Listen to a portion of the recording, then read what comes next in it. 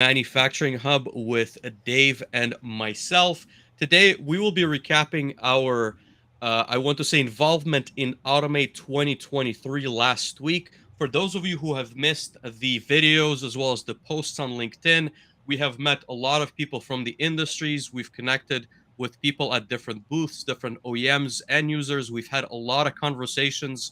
The show was extremely, I want to describe it as hectic because I think we had so many ambitious goals to hit on our list, Dave, and I think we've certainly achieved a lot. Obviously, I think there's always opportunity to do more and improve. But I wanted to get your thoughts, Dave. What was your impression of last week's Automate 2023? So I thought it was amazing. It was exceptionally full from the first moment. We went to walk in, we got our badges, and we ran into half a dozen people we knew. And then as I was desperately trying to leave on Thursday to go ahead and say goodbye and drive back to Western New York, I actually ran into Greg McIntyre, who was on the show recently, and Greg and I stopped to chat for 20 or 30 minutes, and that basically describes our show, right? We're always running into people to talk to. People are going and flagging us over, so it was a very jam packed, very full show. But generally speaking, it was great. We got to see a lot of people in person to person. We got to see a lot of hardware that I haven't seen in person in a number of years. In fact, Vlad and I actually met in person for the first time during Automate. So if you guys are not following along on the LinkedIn, on the anything else, Vlad and I actually met in person for the first time there. So that was fun. And we are still doing episode 116. So the show did not die at episode 115. So episode 116 means that Vlad and I are going to continue to do this show after meeting in person. I think it will only absolutely continue to get better. But no, Vlad, kind of what are your other kind of like top line thoughts on Automate? Yeah, I was going to make a comment, on the first thing that you mentioned, which was meeting Greg McIntyre. And I think that's the beauty, maybe, of these in person automation events where you have a whole bunch of people with the common interest, which is, again, manufacturing and automation. That being said, I think it was really great for us to reconnect, or I guess connect with each other, but also reconnect with a lot of the guests that we've had on the show. A small update. So, Courtney Fernandez went to work for Greg, I believe, 6 or so months ago or earlier this year. And so they're working on a robotic solution that Greg was presenting. I also didn't see the booth, but I had a few message exchanges with him. So certainly a lot of, I want to say, movement in our field, but it's also really cool to see people that we've talked to in the past, switching careers or moving into companies together. So I think those connections were very well received.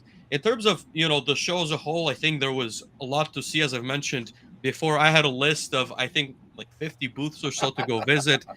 I had messaged a number of people to go see them.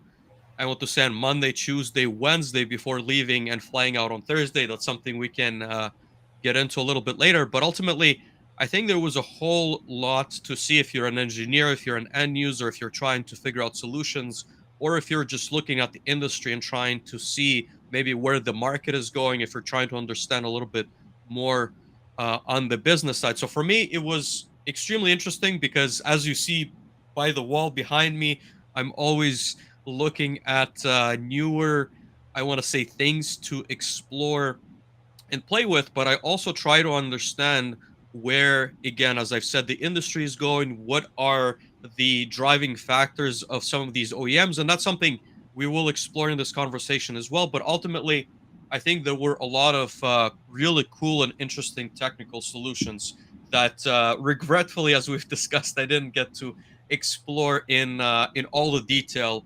I think that the opportunity provided.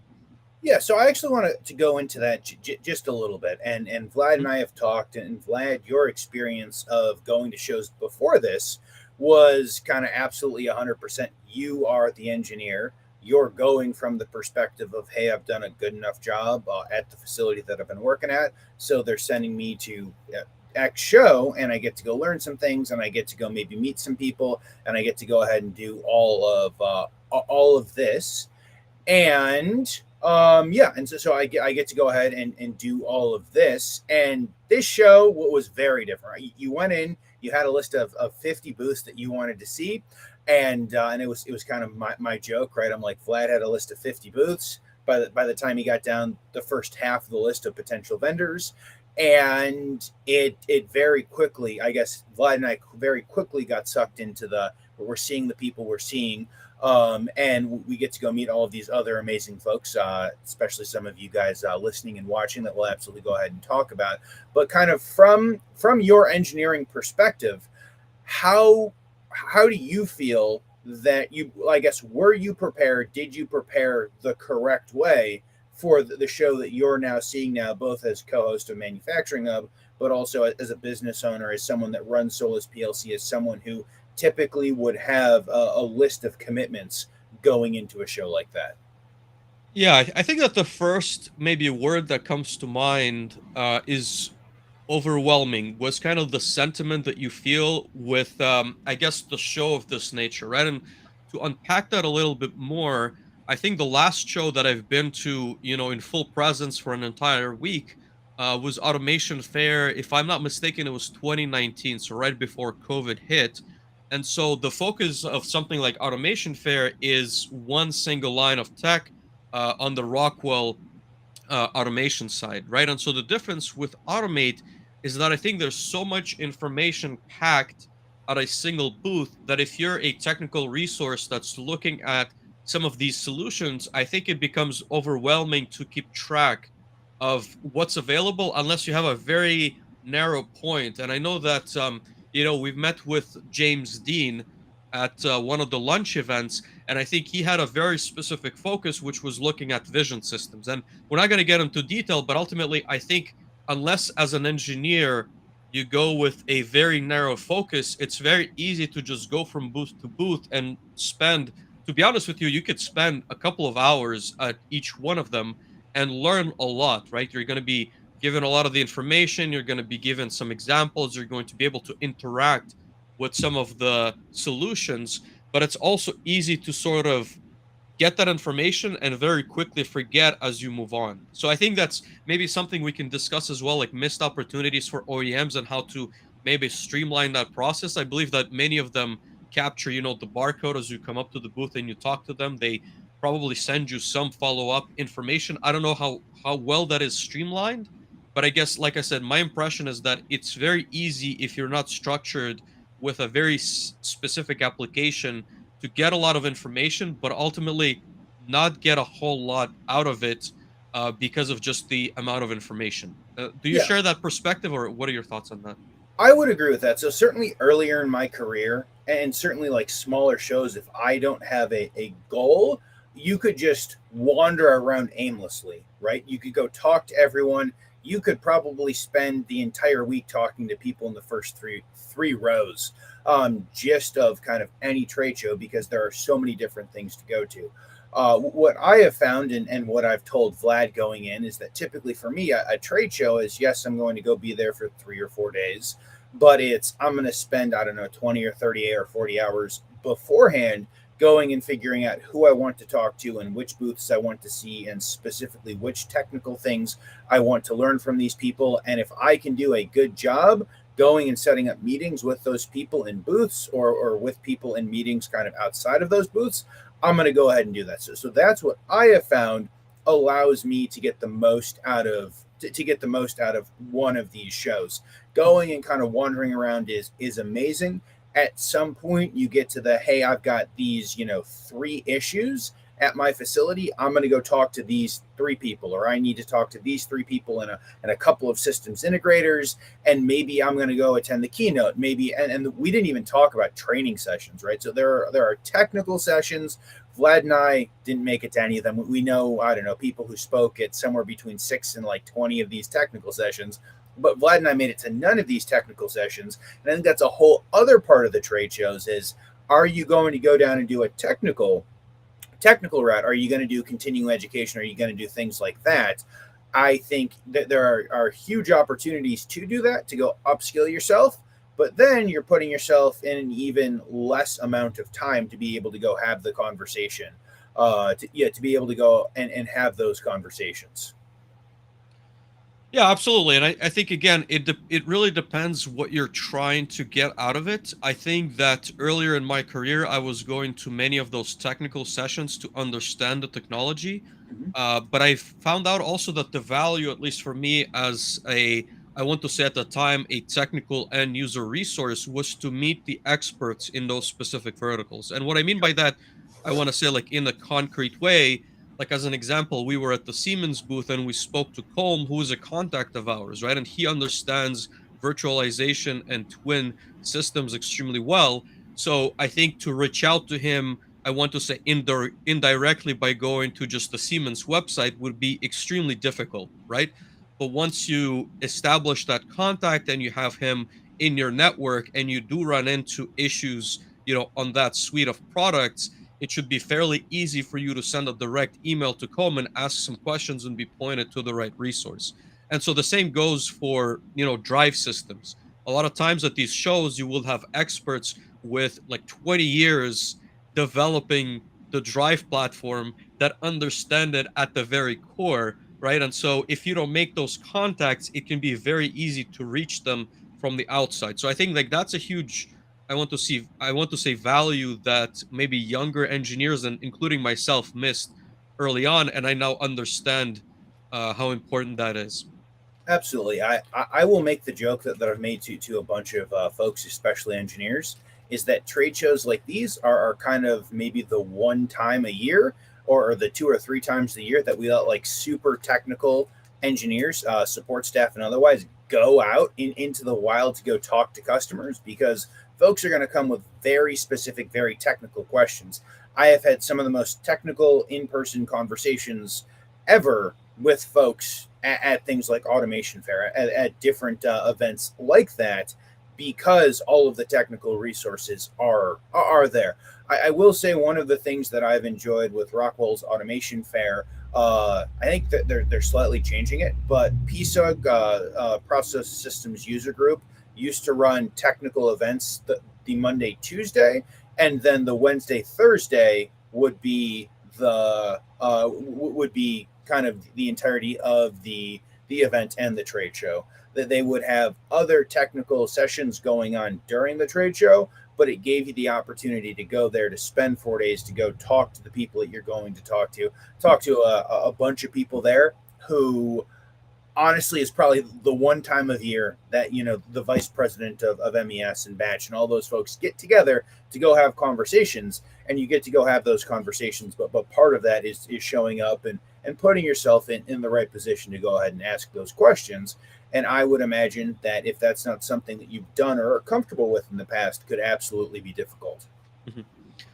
And I guess, like Dave, if we want to close off like this specific topic with maybe giving a recommendation of a schedule, and I guess I'll start with my example, right? So if I'm back in a technical resource at an end user group, I think on day one, I would either schedule a few technical sessions or I would go see the booths of vendors that I'm currently doing business with, right? So what I mean by that is, let's say you have Siemens, you have Festo, you have, I don't know, Wago, you have maybe Cognex or another vision systems vendor at your facility, I'd probably dedicate like an entire day just talking to those experts. And as I've said, establishing that relationship.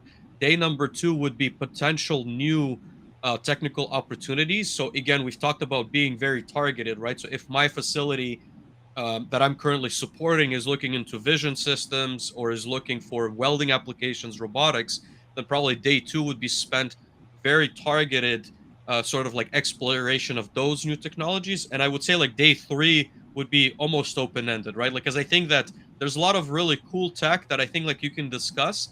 But it's good to get this perspective, right? Because I think if you're stuck in, and not necessarily stuck, but if you're positioned in one vertical, you may not have the same technology sort of like displayed to you as other ones, right? So I think that there is a need for some time for exploration, and Automate, I think, certainly didn't lack the technologies and the vendors that we're presenting. I want to say like cool applications that Mhm. I don't know if I would put in a facility, but I would just be like, well, like, how can we make this work, right? So maybe like a full day of just exploration. And again, that could be filled in with some technical some technical or talks as well.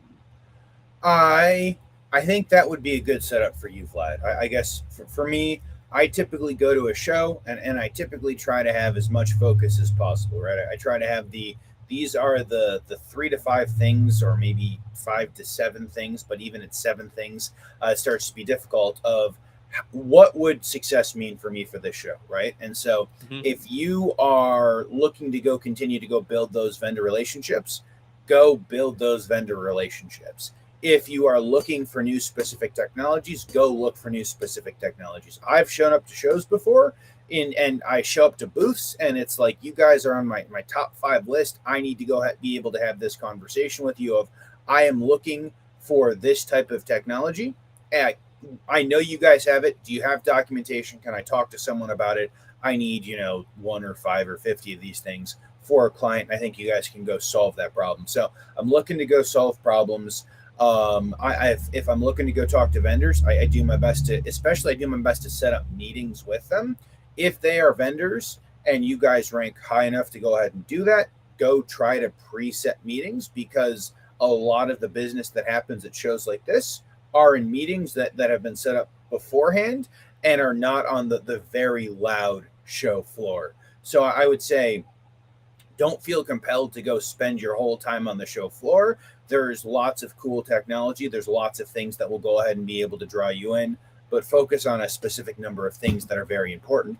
I will also say that historically, on 4 day shows or 5 day shows, the first and the last day are almost exclusively the quietest, right? And we saw it this year at Automate. Monday was fairly quiet. It was actually nice because we got to go have a lot of those conversations of things that we were planning to do later in the week. We got to go say hi to people. We got to go down that path and go have those conversations. And so many times it may be, I've got to fly in on a Sunday and wake up on the Monday to go in.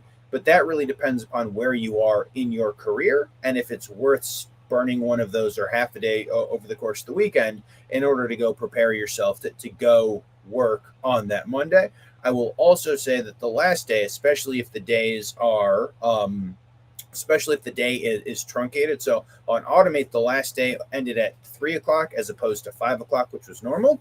And so typically, lots of people, including Vlad, including a number of clients and other folks that I knew who were there, they left Wednesday night or they left Thursday morning so that they could go continue on with the rest of their life.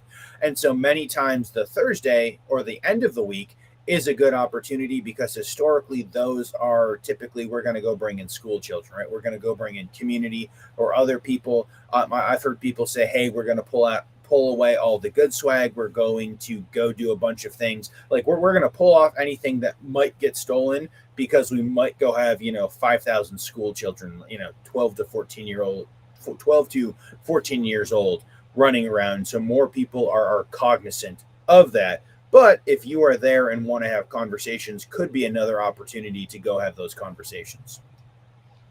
Yeah, absolutely. And I guess I've experienced that for Monday as well, right? It was relatively quiet. I think the Canadian holiday had also something to do with that, but ultimately the show was, I want to say, extremely packed as of Tuesday and Wednesday, right? Like you could sense that Monday was almost like a not it wasn't empty by any stretch of that word, right? So those who weren't there were still a lot of conversations going on at every booth. I think we shot a lot of really good content. We spoke to people at Vention, at Phoenix Contact. We visited a bunch of the booths with which we had engagements later Mhm. that week. So there was still a lot of traffic.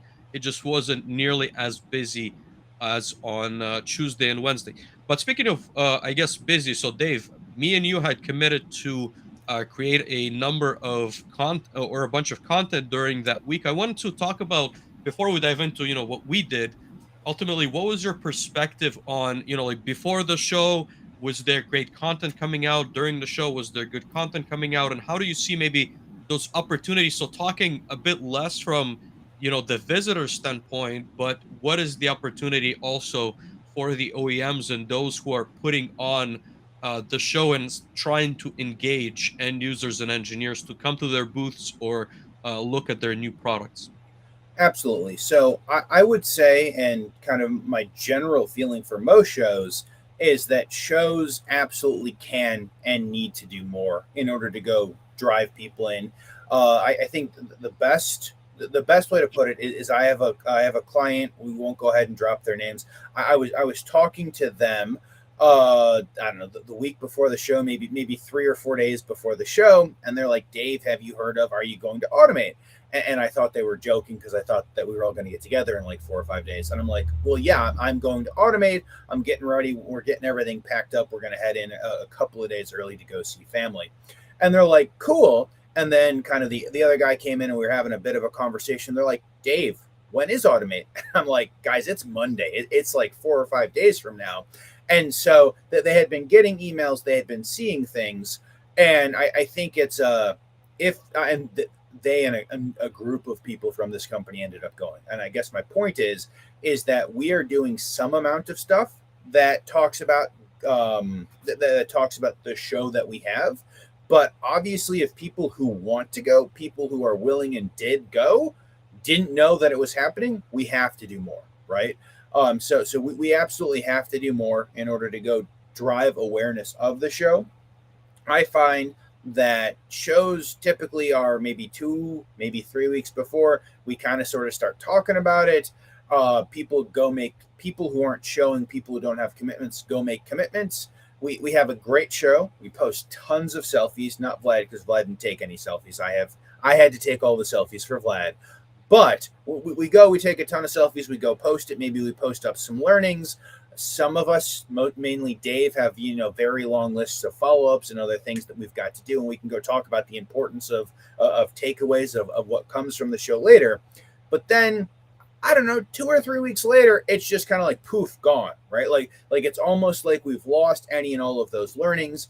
Even in all of the Automate 2023 posts that I saw, I saw lots of pictures. I saw lots of selfies. I saw lots of mixers. We spent lots of times at all these places. There's very little kind of passing on of the knowledge. So I know people that did sessions. I know people that did speaking within these sessions. What I don't know is kind of what really occurred, because I have not seen a huge list of, hey, these are the top 5 most powerful points that I heard from the keynote, or that I heard from this session, or that I heard from that session. So Yep. there is a huge opportunity, and we as a community have to do better of sharing that knowledge. As Vlad and I tell lots of people, one of the main kind of tenets or pillars, because Vlad loves pillars, of the reason that we do Manufacturing Hub is that we as practitioners want to go share our knowledge and want to go help share and showcase the knowledge that we found almost exclusively very difficult, right? Like many times it's very difficult to go pull that knowledge out. We go to shows to, in theory, share knowledge, but then the people don't share the knowledge from the shows. So there are huge opportunities in order to go get better. And we as a community must be better. And we have to have our large OEMs and maybe the shows themselves do a better job of going to drive that content and knowledge sharing beyond just what we are doing now. Vlad, what are your I'm gonna go showcase this because Vlad does love his pillars, Derek. You have no idea. That's a whole other show on itself. But Vlad, kind of, what are your thoughts? Do you think that we did enough to talk about automate beforehand, automate after, or I guess, what are your thoughts on what you've seen so far and what you hope to see in the future?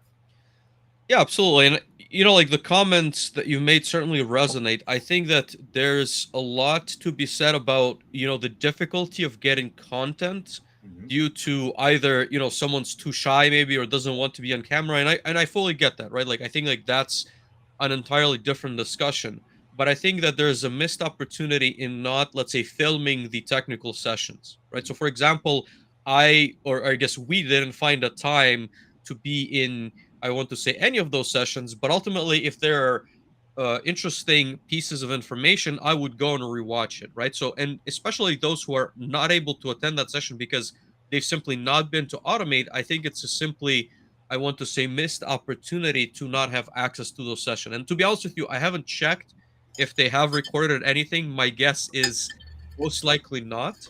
Well, Um, I guess we should also point out that mhm. many of the sessions in the majority of these trade shows, they're all paid for technical sessions, right? So sometimes you've got to pay to get on the floor. I believe Automate did not have a charge to get on the floor, but the technical sessions are separate tracks, and you have to go pay for those separate tracks.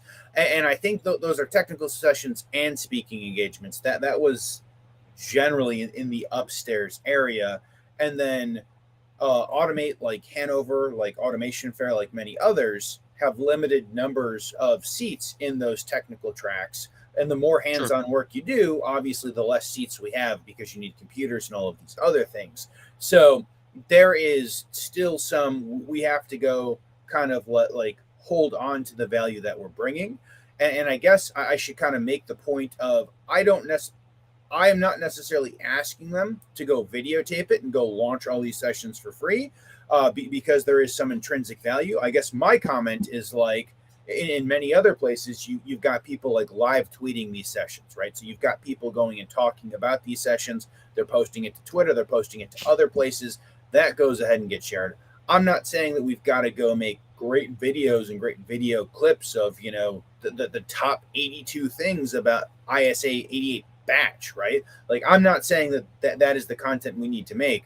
I am saying that if people are there and we know people are there, I am more so wondering why they're not sharing the information that they have. Or I guess I haven't seen it. And I think that we as a community can get better at just kind of sharing high to mid-level pieces of content, because that helps support the speakers, that helps support the events, that helps support kind of everyone that is not sitting at that room in that room.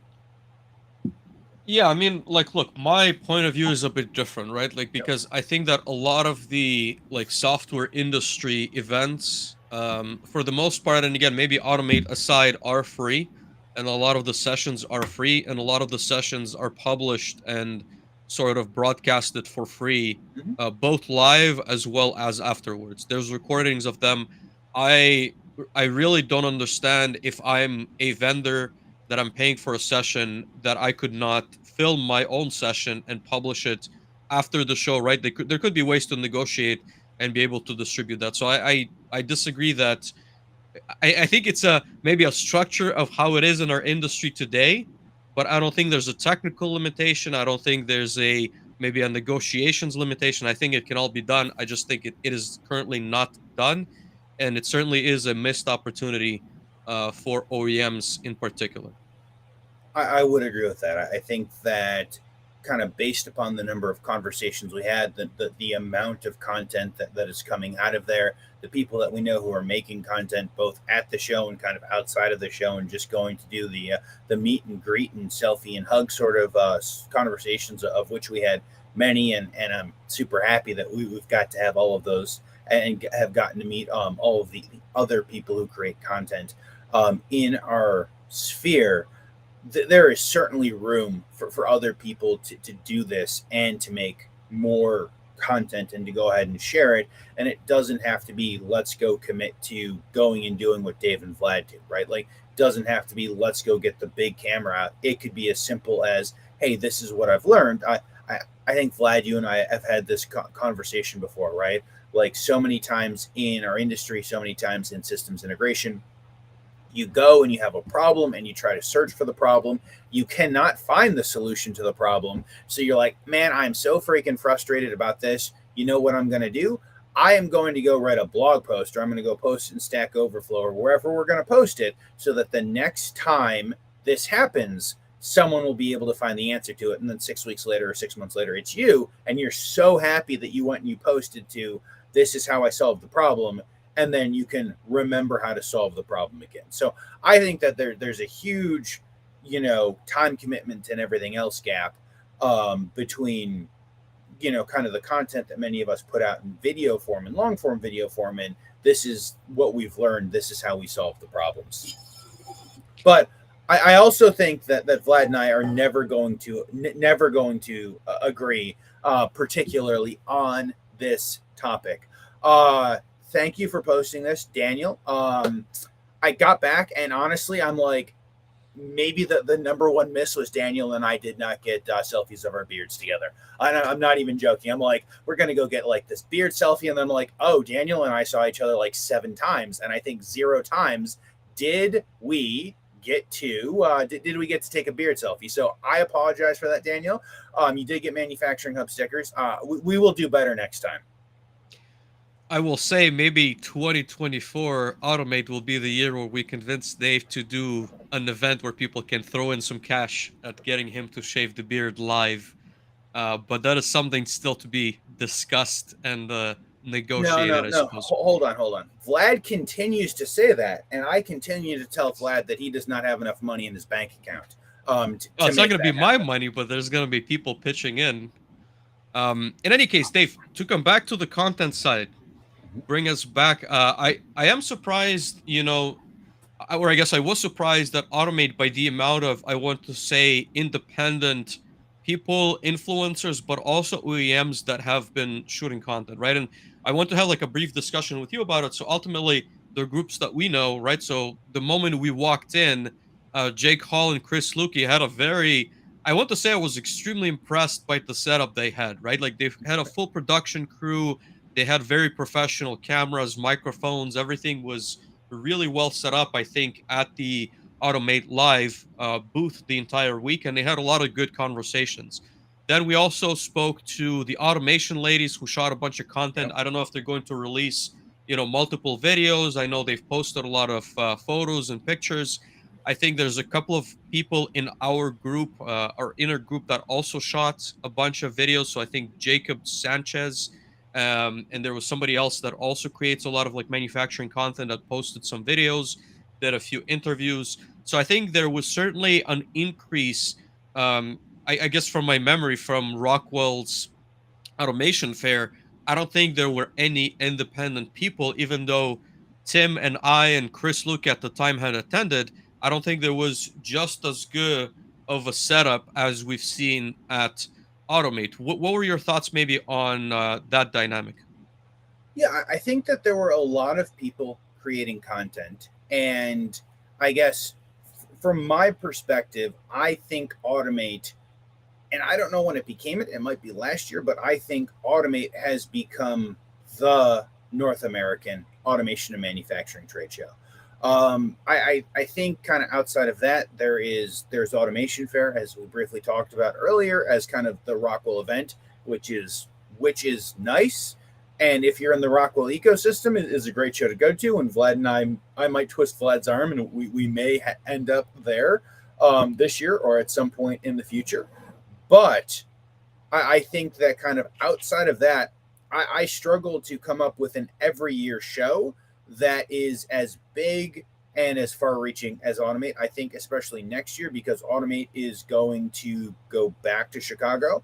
Automate very well might just become the people who want to go see their friends and meet up with people and look at interesting content.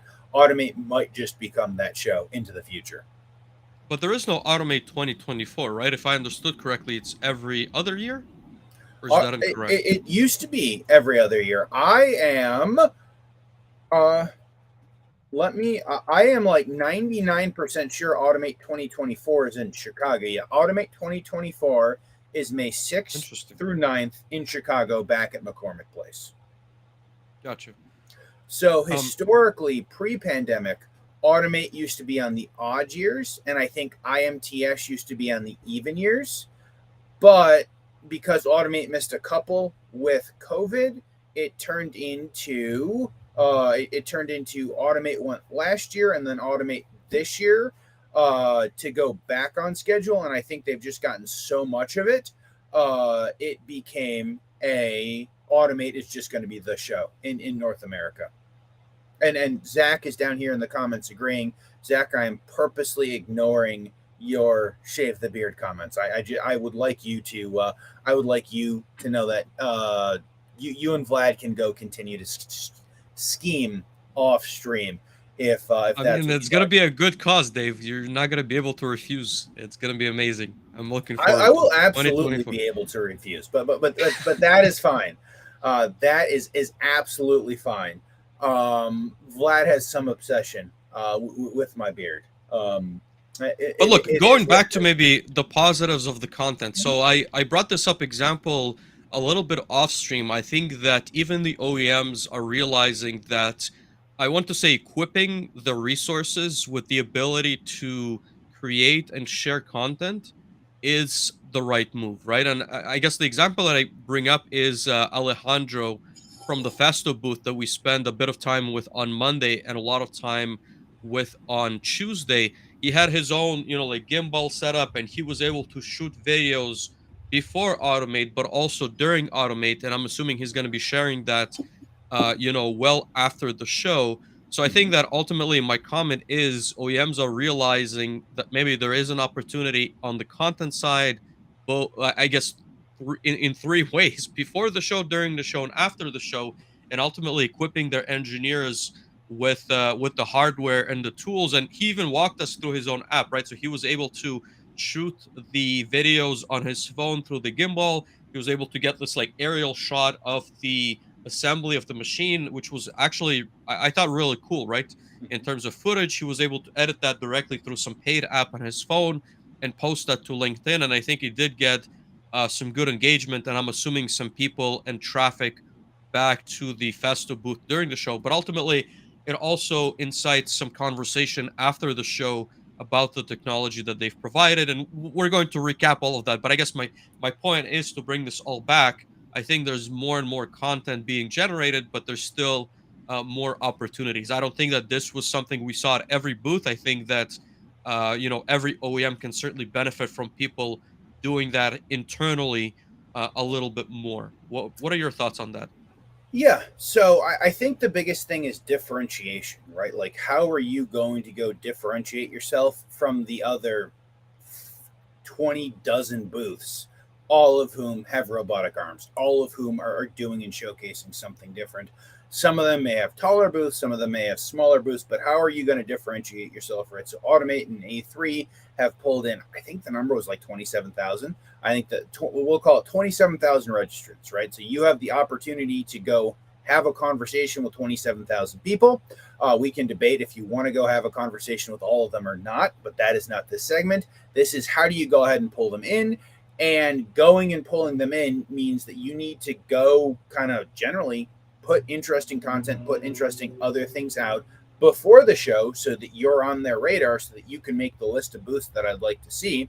You've got to put interesting, awesome content out during the show, ideally from yourself, but also from your engineers, right? The people who are kind of your influencers in the space, the people who talk about your stuff every day, and then you need to go leverage that continuing on beyond the show. We certainly see some people who do a really good job of it, both as kind of like marketing firms as well as a number of people who do awesome content in this stream, in the chat and otherwise.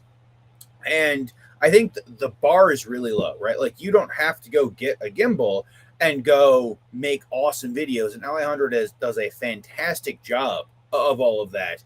The bar is really low, right? Like we can go post some gifs of our robotic arm doing something fun, doing something like that, and it's going to easily rise to the top of the vast majority of kind of everything else that is going on in the industry, right? So the bar is really low. We need more content as we go through all of this.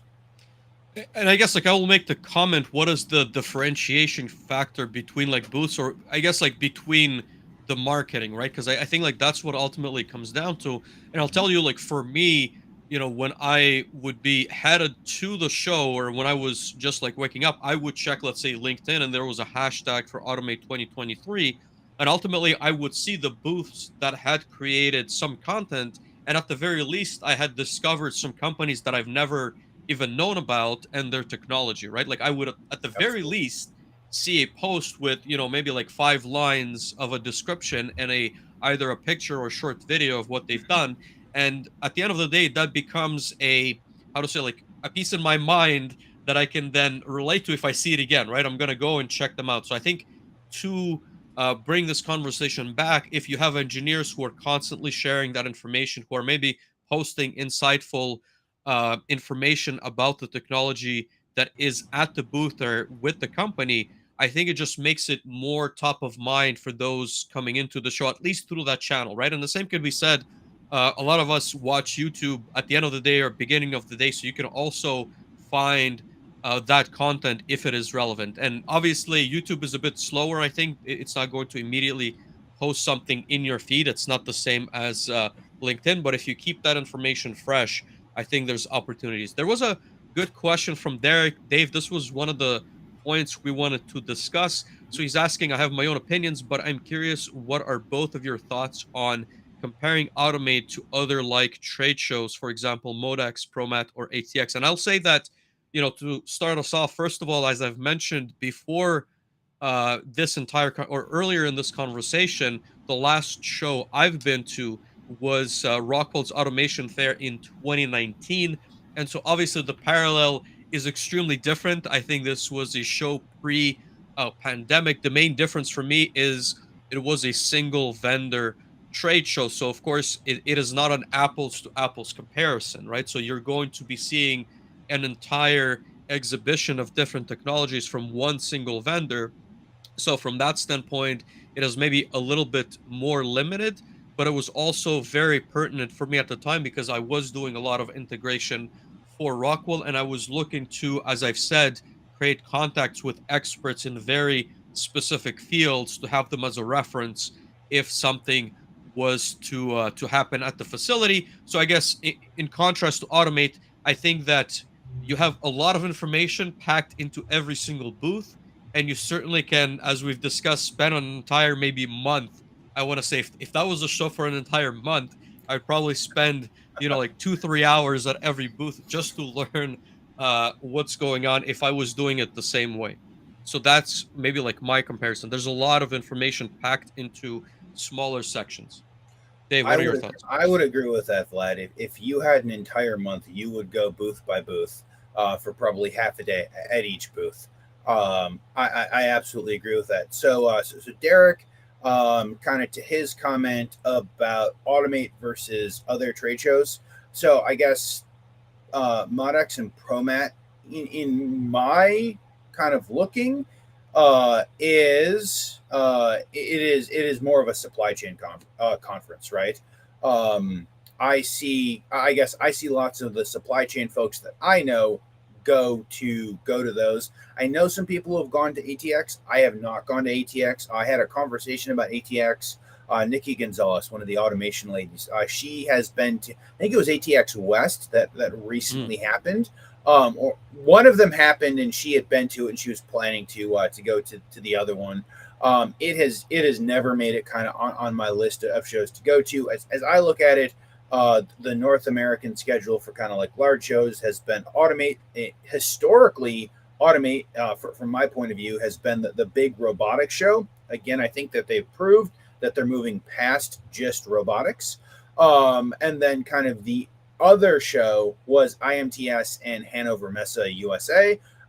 To my understanding, IMTS and Hanover Messe USA are continuing to stay every other year together.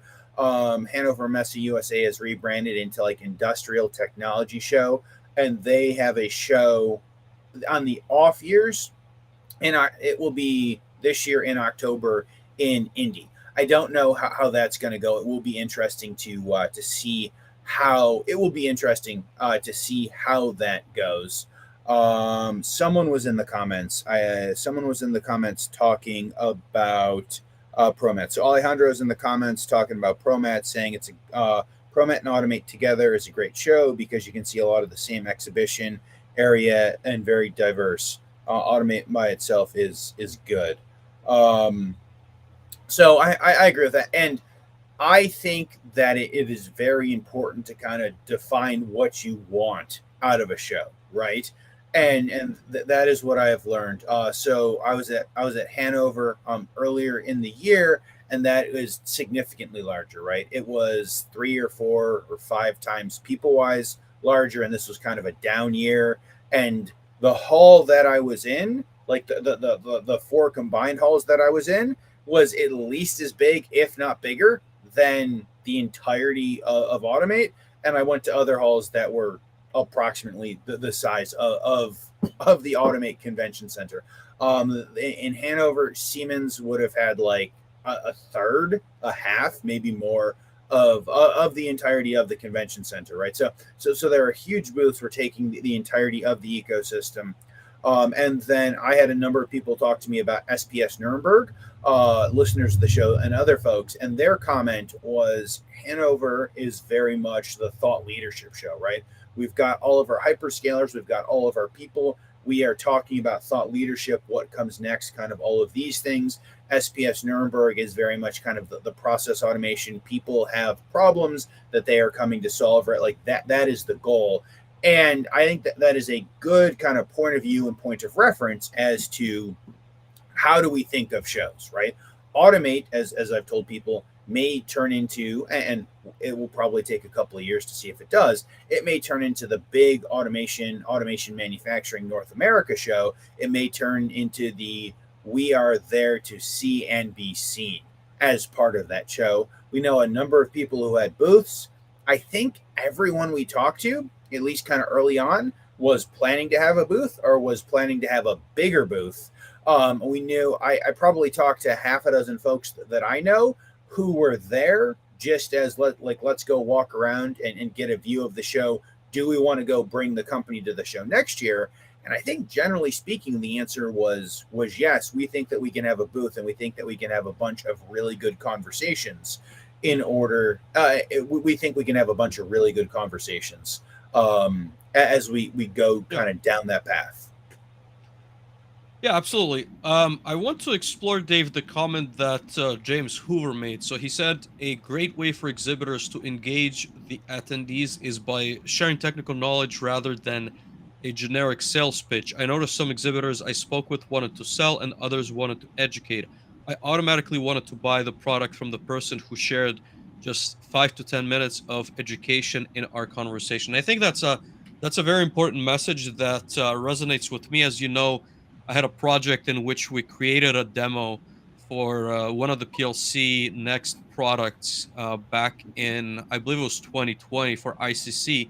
But I think, we've also made that comment since I was editing some of the footage that we made on last Monday, which was that I think simplicity is important, but also the ability for people to sort of see and experience the solution for themselves, right? And I think that maybe this is a conversation that me and you can have based on some of the live builds we've done and some of the technical expertise that we have. But I think there's an opportunity to create better demos in some of these situations, right? And I think that it's a lot easier to demonstrate, let's say, a robotic arm that you can then, as we've done at Festo, reprogram and toggle the IO immediately and see that effect. But in many instances, with more of these software tools, that becomes a little bit, I want to say, more difficult to showcase and a little bit more difficult to present it in a way that is educational rather than, well, we have the solution, here's maybe like a pamphlet or some kind of like a picture, and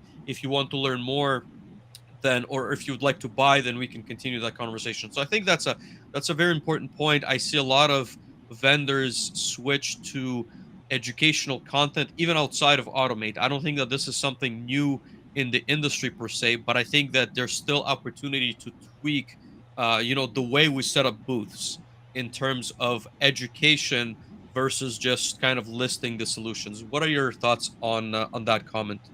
I think that there are a couple of things that I'd like to unpack. I want to get to kind of the booths and the things that we saw that we liked or didn't like. Maybe Sure. would request changes for some people. None of the folks that we shot content with, none of the people in here, but things that we saw that might be good to look at for next year. But I kind of want to get to James. James first. Thanks for coming and hanging out with us.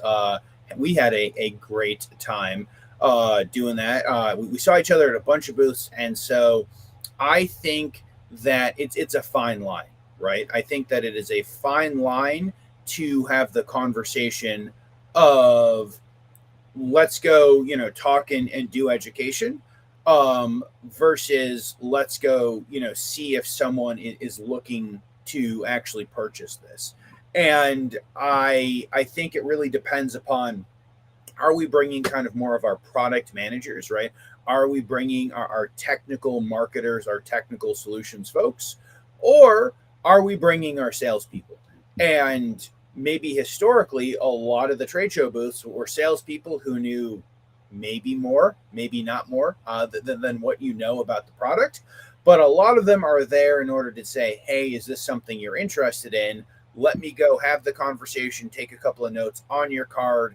I will sell you the product if you're looking for the product. If you're not looking for the product, I will go put you to one of our applications engineers or support specialists after the show. And I think when you get to large shows like Automate, it can be difficult, especially for people who have smaller booths, especially for people who don't have a lot of folks manning their booths. Having said that, to James's point and to Vlad's point, there's a reason why we basically don't do sales pitches on Manufacturing Hub, right? Like we give everyone chance at the end of the show to say, hey, how can we help you? If you're looking to sell things, we want to go talk about products, we want to go talk about education.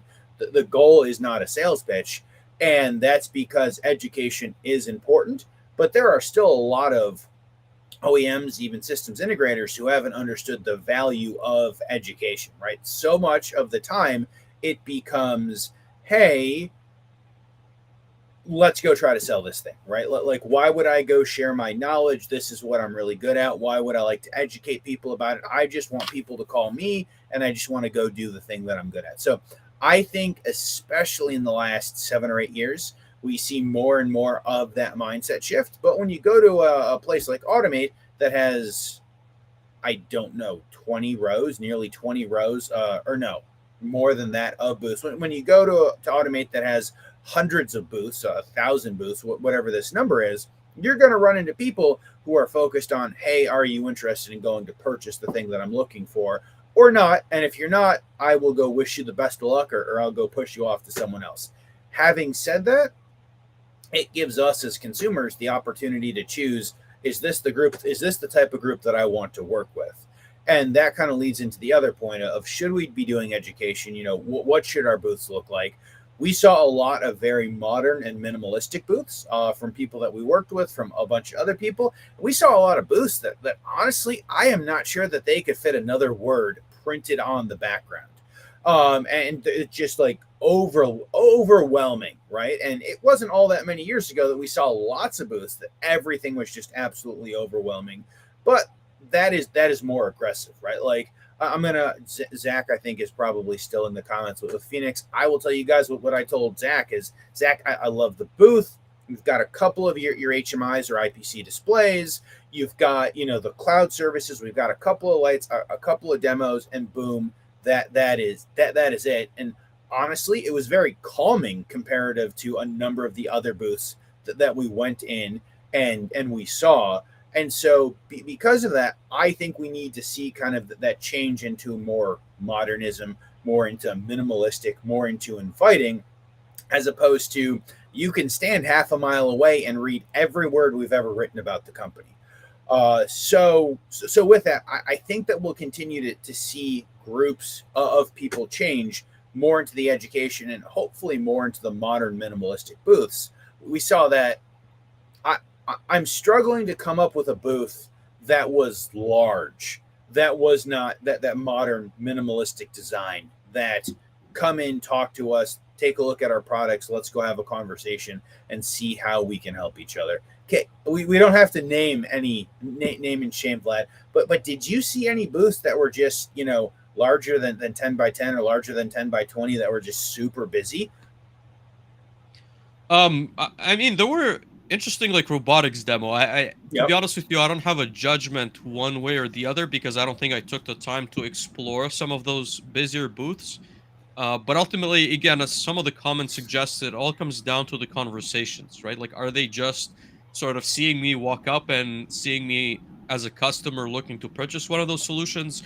And are they going to educate me rather than try and sell me on purchasing one of those? And I think maybe as a segue, Dave, so we keep ourselves on track into the technical side, the technologies that we've seen, but also maybe tying this back to the difficulty of education and the need for education is what I'm seeing in the industry is that there's a lot of transition into, I want to say, complex software products, right, that cannot be as easily showcased as a robotic arm, right? So if I walk up to a booth that's showcasing a welding arm as an example, or I think there was a demo of like a buffering arm, an arm that was like polishing a door. And so it's easy for me to understand the application, right? In terms of maybe complexity of that machine, I don't need a whole lot more if that's what I'm looking for to make a decision if this is an adequate solution for my specific application. But the point I'm trying to make is that a lot of the vendors I see have fairly complex software solutions, and as I've mentioned, one of them that is really neat that you don't see at first glance was the Festo's integration of the UR controller into their hardware, right? And so if you just look at that robot, unless you have a conversation in which, as Alejandro did with us, he explained what it was doing and he explained how to add elements and maybe control some of those devices, you wouldn't necessarily be able to make that decision, right? If you want to buy it or not. So I think that's I want to say, the growing complexity of solutions, but also what drives the need for a more educational approach, right? The same goes with some of the cloud solutions. I think it's not as easy to just have, well, like, here's data being siphoned out of this PLC system and here's where it's being displayed and this is why it happens, and someone can just look at that and say, well, yeah, this looks great, I want to buy it. They need to be educated, they need to be explained, well, how is this exactly working, what protocols, what's possible, what's not possible. So at least for me, as an engineer, I guess there is a lot of questions that I would need answers to before I'm able to commit to that being the right solution for me. Absolutely. I would say, Vlad, you missed the sales pitch of, hey, we asked these questions. This is why you need Manufacturing Hub at your booth. But as we said, no sales pitches. I will kind of go point to the comment that Alejandro has, saying that a portion of the Festo booth is targeting workforce development, and which is always busy. And Festo thinks education is key. So I will give a bit of a teaser. We spent a bunch of time actually in front of those really interesting Festo didactic kind of the Festo training arm booth, who focuses on training and workforce development. So we'll have a bunch of videos who come out there, and anyone that knows or has had a conversation with Vlad, and I know that we are fairly interested and excited as we do some not insignificant amount of that work, both individually. Having said that, robotics are easy, right? Robotics are easy. Robotics are awesome. It is absolutely fine. Dave likes robotics. Vlad hates robotics. All robotics manufacturers, please remember that. I Robotics mean, are I think you're claiming they're easy. I don't. What do you mean by easy? robotics are easy to showcase, right? Like, we Oh, can go okay, put a robotic arm and people will come look at our robotic arm. We can sure, go okay. make a robotic arm. So robotics are easy to go ahead and showcase. Hardware is something physical so that people can reach and touch. I guess Dave's opinion is that the vast majority of OEMs are looking at, hey, we are selling robotics, we are selling hardware. If we want to continue to grow, if we want to continue to find this next phase of work, how do we get there? And I think the vast majority of them are coming to software and to services, right?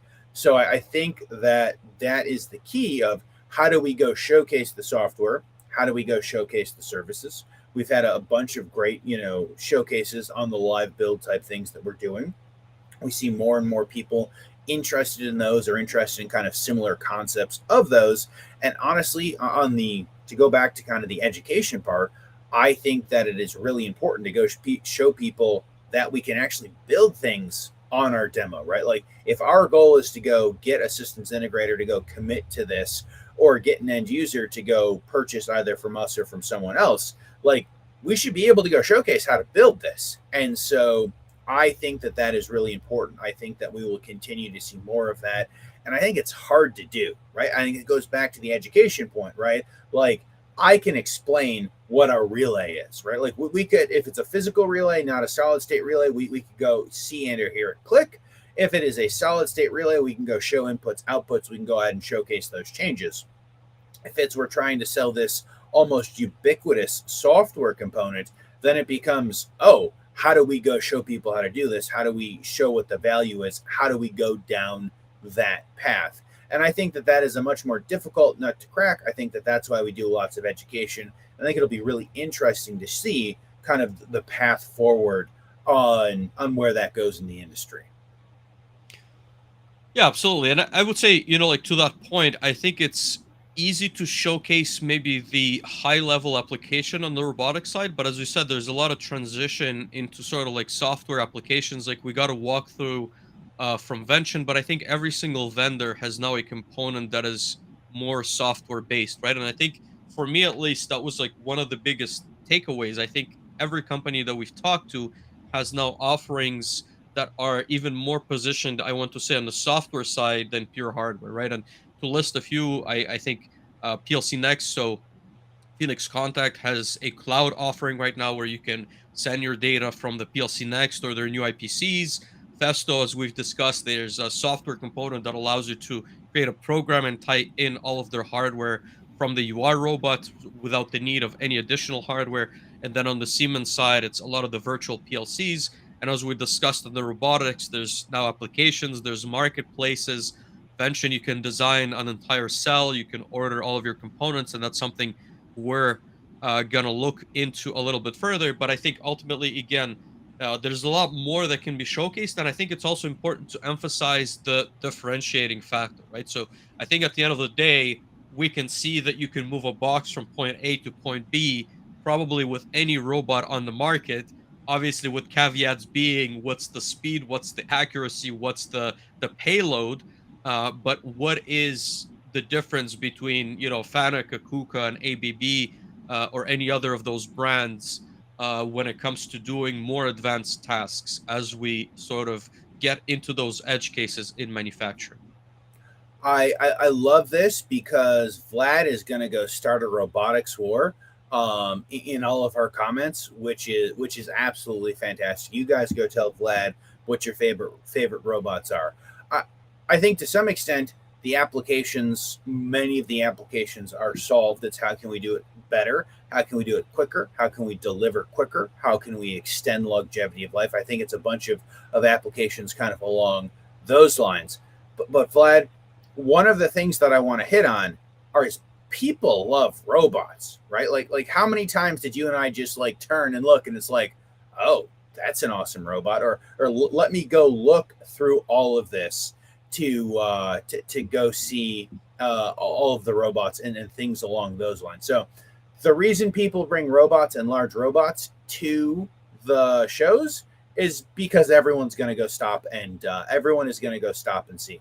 I will say, Jim, in the comments, I walked by the PNF booth. I did not get a chance to go very far into it, which was kind of the theme of Vlad and my show. We were so busy with everything else, had so many great other conversations. We didn't get to dive as deeply into. We did not get to dive as deeply into a lot of the booths as we had hoped. Talking about applications. Did you see anything or any one things either that we talked to or that we saw that you really liked and you wanted to highlight here? Yeah, sure. So I think, we've had multiple conversations about this. We got a fairly, I want to say, brief demo at the Siemens booth of their virtual PLC offering. I think we also got a product roadmap or of what's currently available and what's going to be available. In many conversations, again, I would not make the recommendation that that's what you replace all your PLCs with today. But I'm certainly curious, what the limitations are going to be, right? Because I think that I very well understand what the current software best practices are. As I've pitched many times to you as well as the viewers, we've had a really good discussion with Matt Paulison a couple of episodes ago, who I think truly understands it as well. And I think it will, in many ways, change the way we do things, right? And I don't know if Yep. that's going to change immediately because I think there are some limitations of the virtual PLC, but I think as we sort of make it more robust, and we've discussed many ways on how that's going to be done, I think it will be more and more prevalent in the manufacturing ecosystem. So I think that again, the entire industry is going into that more like software slash like those best practices route. I've seen that from many vendors, as I've mentioned some examples a little bit earlier. How about you, Absolutely. Dave? I saw a couple. There were a lot of great things that I really liked. That there were a couple that stand out for completely different reasons that I'll go ahead and mention. So Vlad mentioned we spent a bit of time in the Vention booth. They had a large booth, very modern design, a bunch of different robotics applications. One of the things that I loved, at least what we saw, is that everything was like perfectly color coordinated. The like 80/20 extrusions was like this beautiful dark blue. It very much popped against the white of everything. And then, oh yes, that you can go kind of design and have one of these shipped and show up to your house. In theory, within a couple of days, or probably your place of work. You probably don't want skids that large at your house if your name isn't Vlad. So I thought that was really interesting. Another one of the things that I really liked was what was the chatbot that Siemens had. So Chris Liu, who has been on the show before, was showcasing some of the chatbot stuff. I had seen it originally in Hanover, almost as a what is this? Why is Siemens working with OpenAI? And so that is very much, and we should have the video coming out about it. But that is very much can OpenAI in theory develop our code? And we can go debate as to if we would trust a software to go develop a software. But the thing that I really like about it is all of the notation and documentation that it can do, right? So you go ask it to develop, X type of code, it goes develops X type of code, and then it can go automate the documentation. And I feel like the documentation is like one of the top 5 plights of our industry, most of the time because there isn't any. So some pretty okay documentation would be really good in the vast majority of industries, and everything along those lines. I will say on that point, Dave, I'm certainly not entirely sold on ChatGPT for controls yet, but I found that the angle for documentation is certainly interesting, Yeah, right? So what I mean by that is I think that there's a lot of how to say, like, there's a lot of time spent in kind of designing the architecture and a lot less time spent just kind of typing out those basic instructions that it can currently generate. But I think that very few engineers love to build out documentation, right? So a lot of projects are sort of left as is once the technical side is developed. So I didn't expect that to be working the way it did. So that was, I think, an interesting component of the chatbot. absolutely. And I think it's fun, right? Like I think it's a fun demo. My understanding is it may be a 2024 release. So I think it's a fun demo. And I think that OpenAI ChatGPT is very much kind of in the news. And I think people, if you can go put together demos that generally work, and if you can go put together those in a timely manner to go get them out of shows, I think they're fun, right? Like people put together awesome robotics demos for the show. If you want to go highlight some other stuff, go ahead and bring it in. So I certainly think that there are good opportunities for that. On that side, it makes me feel happy that the same people basically didn't dust off the same 10 by 20 booth that we've been using for the last 15 years at every single trade show, and kind of plop it down and saying, let's go have conversations. By the way, 80% of the things behind me are old and outdated. No, absolutely. Dave, if you want to close us off with a couple of final topics about Automate. So I think, my main top of mind comment is that we are definitely looking at SPS in Nuremberg, Germany later this year. We're trying to figure out if there's a good opportunity for us to make a presence. What are your thoughts maybe on some interesting trade shows coming up after Automate that are either similar maybe or could be a good fit for me and you? Absolutely. So I do want to talk about some of the other things that happened because we went to a Okay, couple of other great things, but we'll talk sure. about future trade shows. Right. So SPS is certainly of interest. We're going to have some conversations as to what that looks like. That is in November. I will say Automation Fair is in Boston this year. Is also in November, and my understanding is that Automation Fair and Rock Live and Tech Ed and PSUG are all being smushed together at the same time, at the same place, in Boston this year, which should be interesting. It's always on the list of love to go have those. Love to go kind of take a look at those. That could absolutely be interesting. Let's see what else is on the list. So I know a bunch of folks, at least that we chatted with, are part of the Ignition Community ICC. The Ignition Community Conference is, to the best of my understanding, still in that fairly small, Folsom event center. But that historically has been mid-ish September. You can see that I'm very up on it, but that is typically mid-ish September. I know because like Automate historically, I am always driving or going somewhere else during that week. So I would say kind of those are the big shows that are on the radar. There are a couple of other smaller shows, a couple of other like company style events that I or we, because I won't commit Vlad to those at the moment, are taking a look at almost, I think, exclusively second half of the year. So I think that there is great to see people back together in order to go have these conversations. But I feel like we would almost be neglectful if we didn't talk about after parties, Vlad. Right? So there were a bunch of beers at the booth, starting, I don't know, slightly in the afternoon, starting on Monday. But there were two large events that we had both on Tuesday. So first, Phoenix Contact Jack Neelig was in town. I like to say Jack came to see me, but I'm sure he also came to see Vlad and I don't know the 4,000 other people that really wanted to see him. But I don't Jack know. was I in. think he already saw you in Germany. He did. We had such a It good was time like a in one Germany. and done. We had such a good time in Germany, Vlad. We decided to do it again. But thank you He to told me it was Jack. He told you it was a one and one done. and done. Well, I hope you enjoyed your single experience with Jack. But no, Zach is in the comments, and Kelly, and thank you guys for putting on a great event. I had a ton of amazing conversations with people in this chat, and beyond it. It's always nice, and one of kind of the main takeaways that I find is, hey, it's really nice in order to go get out of the show to go have conversations in either semi-private or just standing next to each other, everything. So I think that was awesome. We met Derek, and a bunch of other people at the Monday Mixer as well. But Vlad, kind of, what were your thoughts on the after show events, be it the Phoenix event, be it the manufacturing happy hour, kind of any and everything that we did?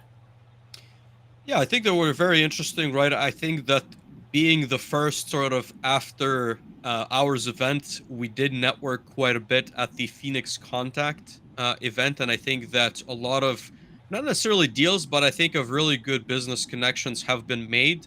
Manufacturing happy hour was a bit of a lighter, I want to say, event, at least for me. Maybe it was the exhaustion of the day, but also sort of seeing people who are how to say it, having a great time at a pub. There were beers, there was food by R&D automation, and so it was a lighter time, at least like for me at that point, and I had very relaxed conversations. Although we did have, I remember, conversations with Hank on his like vision slash sensor solution. So we, as true engineers, were also almost, back of the napkin trying to figure out if we were going to install vision systems or sensors for his specific application. So I think both events were very interesting. I think they were slightly different in the way, at least, I approached each one of them, but they were interesting in their own regard.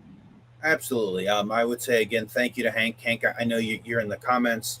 I know you pulled your comment up. I don't think we thanked you, because what are a bunch of automation junkies going to do at 11 o'clock on a Tuesday night at a bar, if not argue about the best and or worst way to go ahead and do things?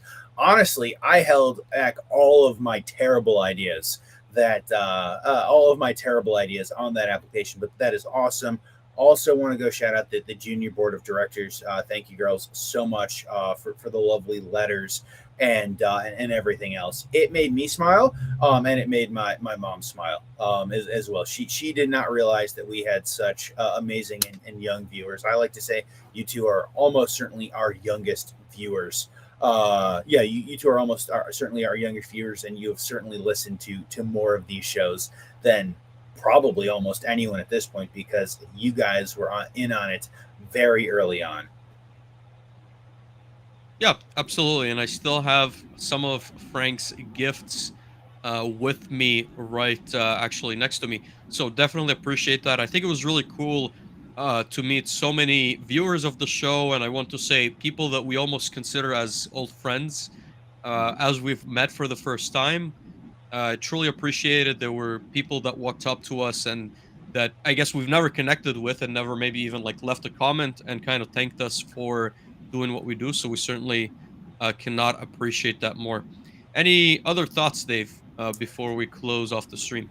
No, I think the biggest thought is just to echo Vlad. I guess first and foremost, thank you guys for being here to listen. I've been told over and over again that I should stop being surprised that people continue to show up. So I will do my best to promise that this is the last one. But thank you guys for continuing to show up and be so active in the chat and have these conversations and come up to see us. Without you guys, Vlad and I would have stopped 100 plus episodes ago. But this was absolutely amazing. So Daniel is in the comments. He wants to know the result of the hot sauce challenge. So Drew Horsley, longtime friend of the show, does special hot sauce. He makes habaneros. He's growing habaneros. No one is more excited about that. Drew's hot sauce is probably some of the best hot sauce that I have had.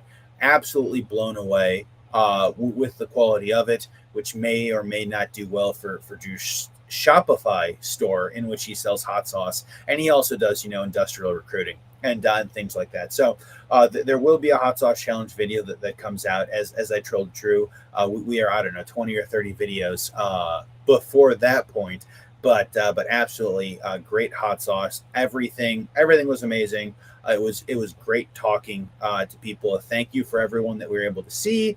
Again, apologies for all of the people whom we did not get selfies with because, well, Vlad and I are terrible at selfies in general because Vlad was a big zero, and like 80% of my selfies were like, we can take a selfie if you send it to me. So thank you everyone for going to send me a selfie with that. Vlad, any other thoughts before we close out? Yeah, I will make the comment, right? We brought this up a couple of times, but ultimately we have a number of different content pieces that are being worked on. So we will be releasing them slowly but surely over the next couple of weeks slash months. We want to make sure everything's good. We've got some B-roll footage from different groups. So we want to make sure that although it is maybe not timely during the show, that's a whole separate conversation. There will be some really good recaps and clips from Automate in addition to this, right? So this is not sort of a close off stream for us. We will be releasing more Automate content on all of our social media channels, including Manufacturing Hub and the YouTube channels, LinkedIn, and all that good stuff. Absolutely. So I'm going to go ahead and close it off with things that you can expect. So Friday, Vlad and I are working on a recap of the efficient engineering theme, which are 4 awesome conversations. Next month, we're starting an integrator of the futures theme, sponsored by Opto22. Super excited for the guests that we have committed and are trying to finish committing. And I do want to shout out my friends over at Litmus. They are having a Do More with Data summit on Thursday the 8th, and I will be there. I have a session on Thursday the 8th at what time is this? At 10 o'clock East Coast. Nope. I will be there. I have a session at some point on Thursday. You guys can go ahead and check that out. I would say beyond that, please go ahead and remember to like and subscribe if you guys have somehow not been following Vlad and I. Please follow Vlad and myself in Manufacturing Hub. We put out all of the clips that exist go out on Manufacturing Hub's YouTube, or Manufacturing Hub's LinkedIn. We've got a Manufacturing Hub's clip YouTube channel that this is also streaming on. So hopefully you guys enjoy that. We do want to thank everyone watching on Solus PLC. It has been super amounts of fun. Thank you guys for continuing to follow along. And then beyond that, if you guys have made it all the way to the end in podcast form, please remember to like, subscribe, follow along. You guys doing that helps the algorithm, which helps go push it out to more people. But beyond that, we'll see you soon.